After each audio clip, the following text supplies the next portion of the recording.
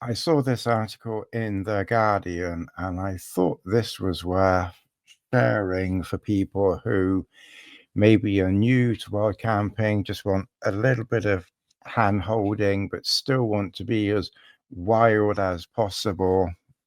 This is quite a nice idea. I quite like this. Some happy feelings for a change. So yes, this is in The Guardian. Wild camping the easy way, how a secret Exmoor trip pleased everyone, including the farmer. With the help of an adventure platform that connects campers with landowners, we have a remote corner of Exmoor all to ourselves for the night. You can find it on Spotify in playlists for insomniacs, but on a Friday afternoon on Exmoor, we are happily listening to the real thing. The gorgeous ambient sound made by grasshoppers, birds, and the buzzing insects that momentarily fly in and out of earshot. The view is just as serene, the deep blue Bristol Channel in the middle distance, golden fields just in front of us, and in our immediate surroundings, huge expanses of grasses and wildflowers. Our tent is pitched between two strips of woodland which provide just enough shade to complete the sense of calm of wonderment. For 24 hours, we have this piece of land completely to ourselves. Essentially, we are wild camping.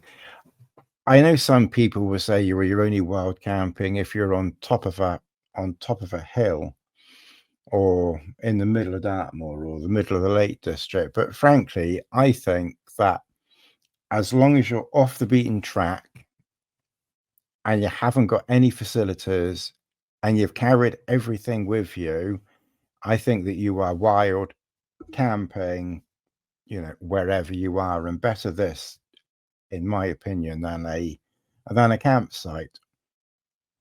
Essentially, we are wild camping, but in a reassuringly managed way. Our spot has been arranged by Camp Wild, an adventure outfit that started in 2023 and has about 200 approved locations on its books. A few days before setting off, we are sent our first route card, complete with a map. A few warnings: there is a high risk of midges and ticks in this area.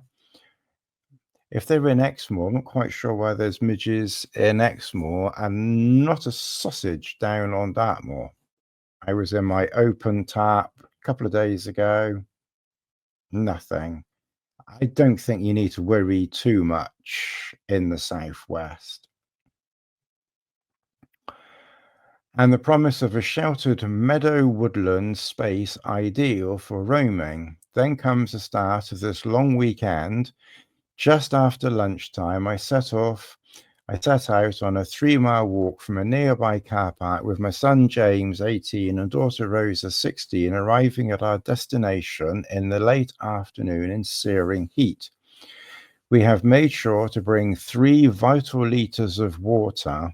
I'm very surprised that 3 people would find 3 litres of water enough, frankly, at any time camping, but certainly at this time of the year. But yeah, I would be taking 2 to 3 times as much as that if it was me, but plus I've got dogs. Anyway, we'll carry on. Yeah, but just make sure you've got plenty of water. Once our tent is pitched and the evening's relative cool arrives, what we half expect to materialize as a lovely feeling of time ceasing to matter, which runs through an evening spent eating dinner, the obligatory instant pasta. Certainly that's a very good option, pasta. I found that instant potato, and to like toppers, tuna, anything like that, really. Of course, you can buy meals in shops, or you could even take a small stove and you could even cook a steak or something like that if you were so inclined, with a burner like he's using there. You could put a frying pan on that. If you're prepared to carry it, You could put a small frying pan on that and cook up a poor Messner steak if you were so desired to do so. Just take every single thing with you, and if you use a stove like that, it's fine. No fires. Don't go lighting fires. I'm sure there's instructions in these places to say you're not allowed to light fires. Rambling around our surroundings and marveling at the sky, much starrier than any to be seen in a hometown. One of Camp Wild's rules is that locations must be kept secret in case word gets out and they are overrun with unauthorized campers. This much I can say: the land we were staying on is part of a regenerative farm that claims to produce 167 varieties of food and whose proprietors are enthusiastic rewilders and tree planters. Its owner, Kate Hughes, tells me she welcomes campers because if we don't have people on the land, they won't fight for nature. We have to have a relationship as a nation with the natural world that supports us. Our somewhat limited knowledge of bird calls suggests that we are in the company of wood pigeons, one or two sparrowhawks, and an abundance of blackbirds. We are half hoping to see a deer or two, although none materialize. It hardly matters. This feels like somewhere teeming with life. Somewhat inevitably, James and Rosa spend time on their phones, but we soon agree on a compromise. 90 minutes spent listening on a Bluetooth speaker to suitably pastoral music, Nick Drake, Fairport Convention, the acoustic demos of the Beatles' White Album. I like watching a movie, put your headphones on. I like watching, Netflix or something like that personally. Or take a book and just sit back. And if you're only walking 3 kilometers, as these people did, you could take one of those very small collapsible portable chairs and, just sit out and just read a good book or something, either on your phone or a book. James has always been much better suited to staying outdoors than in. His first recorded lie-in happened on a Dorset campsite when he was 5. So it proves tonight by 11 p.m. he is slumbering while Rosa and I stay awake for another half hour. Camp Wild was founded by Alex Clasper and Tom Backhouse, 30-somethings dads whose lifelong passion for the outdoor life was ignited on camping trips arranged by their Devon Comprehensive School. Several years after they first met, Backhouse's sister was involved in a serious car accident, which led him to do a sponsored trek around all of the UK's national parks to raise money for the air ambulance service that rescued her. Clasper accompanied him on some of these adventures, which involved a good deal of wild camping and sparked a revelation. Escaping, getting off-grid and spending time in nature was almost like therapy, which I have to admit, I would certainly agree with that, as does making my videos. For many people, spending a night or two this way can seem daunting. Camp Wild's essential modus operandi, Clasper says, is to give them the confidence and knowledge and know-how, a bit of guidance and hand-holding. And what they offer has chimed with the zeitgeist in 2 ways. Over the past 2.5 years, awareness of wild camping has rocketed, thanks partially to the legal tussle between the Dartmoor landowner Alexander Darwell and Right to Roam activists, which was finally settled in the latter's favour by the Supreme Court in May.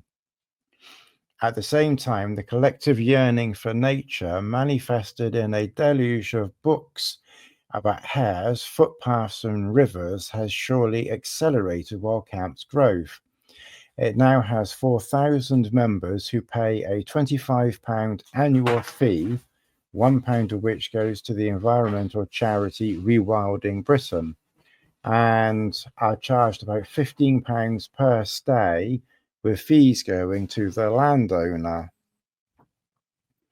Another rule aimed at gently enforcing meticulous standards on litter and mess is that campers must take a before and after photo of their spot and mail it to Camp Wild within 24 hours. But one question Clasper tells me always comes up: what to do about the most basic of human functions. Poos must be bagged up and disposed of elsewhere. There are a couple of spaces that allow digging, but most don't fall into that category. By the way of highlighting roughly how to do it, Wild Camp has a sponsorship agreement with a brand called Dicky Bag, which offers reusable receptacles,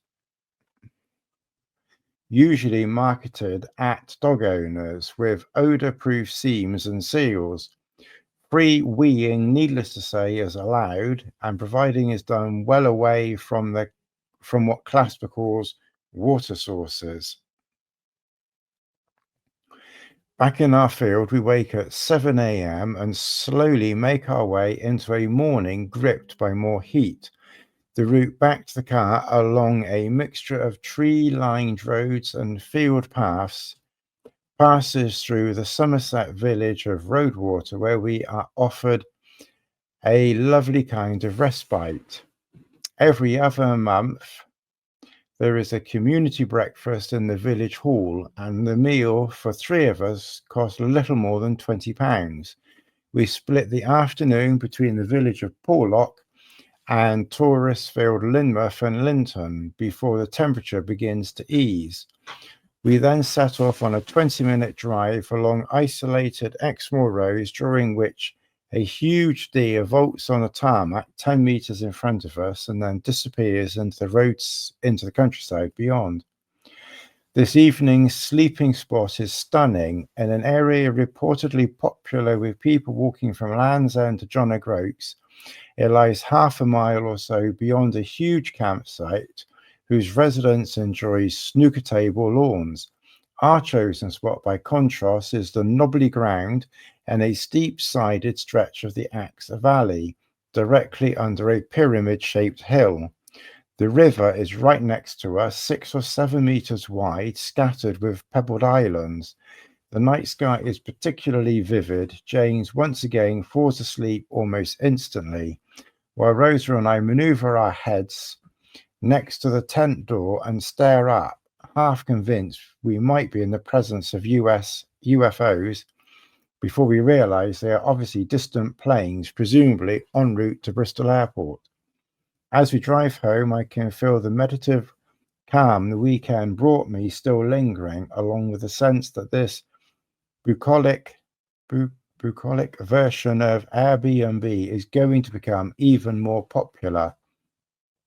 We want to get 1 million people across the UK out into these spaces, experiencing nature and slowing down. Clasper tells me, I slightly worry that those imagined multitudes might get in the way of all that gorgeous quiet, but it might just happen. Yeah, it's interesting. Something, if it can be done properly and responsibly. Annual membership of Camp Wild is £25. People might be interested in that. So it's called Camp Wild. Look them up if you're interested in, doing a slightly easier wild camping experience using a farmer's field. Take all your mess with you. It looks like they give you, a little route and everything else like that. Yeah, sounds a good introduction to wild camping. Anyway, thanks very much for watching. See you in the next one.